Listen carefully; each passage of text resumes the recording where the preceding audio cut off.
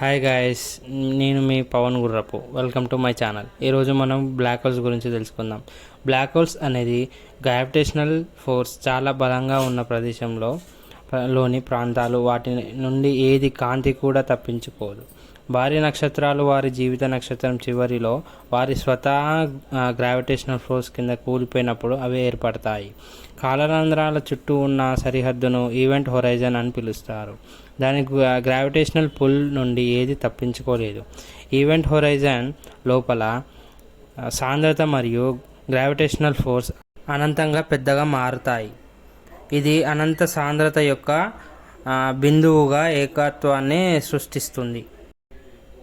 Black holes వివిధ పరిమాణంలో వస్తాయి. నక్షత్ర ద్రవ్యరాశి కల రంధ్రాల నుండి భారీ నక్షత్రాల పతనం నుండి ఏర్పడిన సూపర్ మ్యాసివ్ బ్లాక్ హోల్స్ వరకు ఇవి గెలాక్సీల కేంద్రాల నివసిస్తాయి మరియు సూర్యుని కంటే మిలియన్ల లేదా బిలియన్ల రెట్లు ఎక్కువ ద్రవ్యరాశిని కలిగి ఉంటాయి.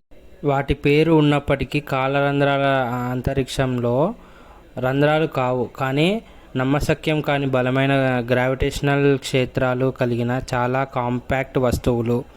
అవి ఖగోళ భౌతిక శాస్త్రం కీలక పాత్ర పోషిస్తాయి, గెలాక్సీల పరిమాణాన్ని ప్రభావితం చేస్తాయి మరియు తీవ్రమైన పరిస్థితుల్లోనూ భౌతిక శాస్త్ర నియమాలను పరీక్షించడానికి ప్రయోగశాలలుగా పనిచేస్తాయి. Please support me.